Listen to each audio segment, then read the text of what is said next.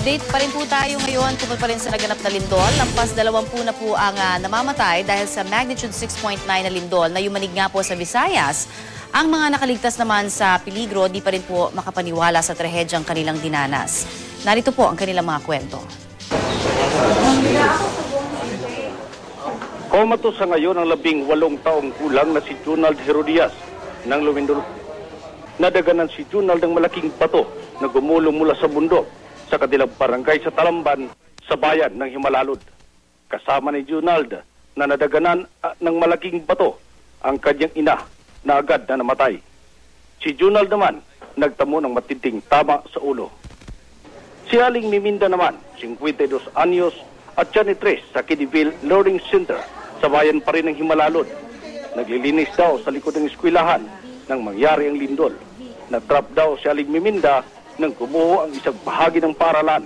Tinamaan siya sa ulo at mukha.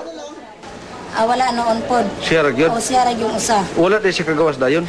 Wala siya kagawas dayon. Kadito man siya sa loy sa eskwelahan. Natrap man siya dito. O niya ang nakasama niya murag kaning wall gani sa eskwelahan o uban pang mga kahoy.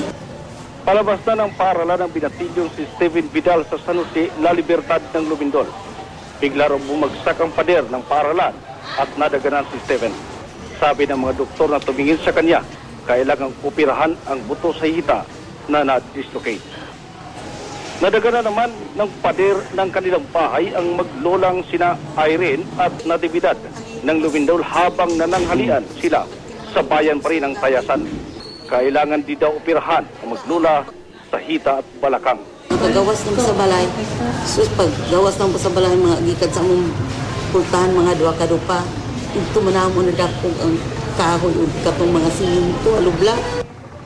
Gumuho rin daw agad ang bahay ni Mang Eusebio ng Lumindol. Nasa bahay si Mang Eusebio sa barangay Matuog, Tayasan nang bumagsak sa kanya ang konkretong pader ng bahay niya. Ako na lang siyang nakita na wala na siya naglihok. Yung mga halublak na sa iyang pikas kilid. Nabagsakan din ng gumuhong bahay sa barangay Atabay, Ayungon si Mang Rodrigo Fuertes ng Lumindol. Nagtamo ito ng mga sugat sa katawan. Masakit man ang nangyari sa kanila. Laking pasalamat daw ng mga nasugatan na nakaligtas sila. At hiling nila ngayon, bukod sa mabilis na pagaling, hindi na nila muling maranasan ang pangungos ng lindol. Marami-raming pamilya na po ang naapektuhan ng sakunan yan. Kaya naman alamin po natin kung ano-ano nga bang tulong ang naiaabot na sa kanila ng pamahalaan. Makakasama po natin dito sa studio si DSWD Undersecretary Parisha Hashim Taraji. Magandang hapon po sa inyo, ma'am. Magandang hapon naman, Connie. Alright. Unahin po natin, syempre, yung dun sa Negros Oriental kung saan badly hit nga po sila nitong lindol na ito. Ano na ho ba yung ating mga ginagawang efforts doon? Actually, Connie, si Secretary Corazon Dinky Suliman, kasama, no less than our President, are now in the areas. And our Regional Director of Region 7 have been already deployed to the areas since yesterday. Yes, ma'am. So far, we have already shipped and brought some relief supplies, both non-food and food items. And this is going to be distributed to the affected families in areas that were badly hit. Ilan po yung pamilya na nangangailangan? Ang nai-report pa ngayon ng aming regional office ay nasa 12,000 mahigit. Sa lahat na po yun ng areas? Lahat ng areas. This is the initial report. We're talking families po dito, 12,000 families. Yeah, and ito yung tinanggap namin from the region na as of last night.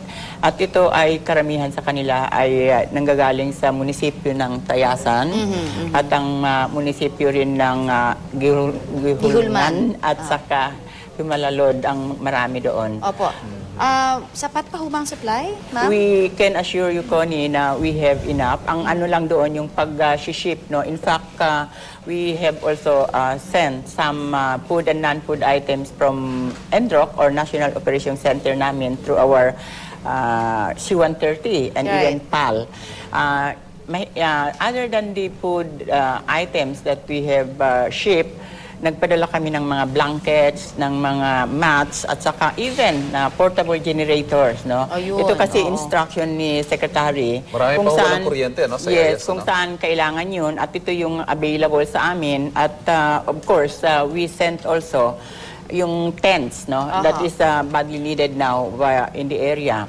Meron kaming sa region na sa stockpile nila 40 units of tents, and we ship also 11 big tents today and yesterday sa areas. Maliban ho sa, of course, sa mga pangangailangan na yan, meron din pong mga debriefing na gagawin ang DSWD? Yes, it will be done soon. For the families and the for the victims. families and the victims. Alright. Of course, ang total assistance namin na naibigay na ngayon ay nasa more than 14 million na, 4.4 to be exact. Alright, Ang aming secretary ngayon at ang ating presidente, dala nila yung big sum of amount out of this 14 million to be turned over or to be given to the local government units, the governors and the mayors, and together with our regional directors who will be in the area to receive those initial augmentation fund to support the disaster operation. Alright, maraming salamat po sa inyo, ma'am, sa update na yan at makikibalita pa rin po kami sa inyo sa mga susunod na araw. Salamat po.